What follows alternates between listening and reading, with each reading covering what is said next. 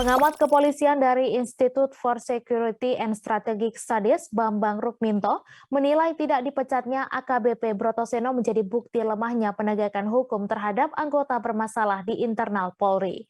Bambang menuturkan penegakan hukum yang lemah ini membuat tidak adanya efek jera terhadap anggota yang pernah bermasalah. Menurutnya, kasus ini juga menunjukkan ada yang salah dengan mindset petinggi Polri. Permisivitas pada pelanggaran dan tindak pidana korupsi jika menyangkut anggotanya dinilai telah terbukti. Ia juga mengatakan Polri seharusnya tidak lagi bermain retorika bila menyangkut pelanggaran pidana dari mantan anggotanya. Lantaran hal tersebut menunjukkan seolah Polri kekurangan personil yang berkualitas dan memiliki integritas tinggi.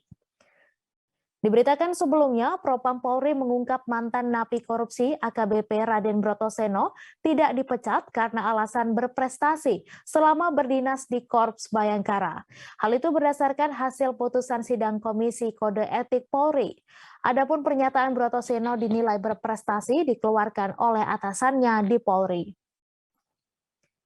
Kadif Propam Polri Irjen Pol Verdi Sambo menuturkan pertimbangan lainnya adalah kasus korupsi Brotoseno tidak tunggal dilakukannya seorang diri, namun melibatkan terpidana lain atas nama Haris Arthur selaku penyuap. Sambo menuturkan pertimbangan lainnya adalah Brotoseno telah menjalani masa hukuman 3 tahun 3 bulan dari putusan Pengadilan Negeri Tipikor 5 tahun karena berkelakuan baik selama menjalani hukuman di lapas. Sementara itu, Propam Polri membenarkan bahwa mantan napi korupsi AKBP Raden Brotoseno tidak pernah dipecat dari anggota Polri. Ia hanya disanksi berupa permintaan maaf dan demosi dalam sidang Komisi Kode Etik Polri. Dalam sidang itu, AKBP Brotoseno hanya dijatuhi sanksi untuk meminta maaf secara lisan.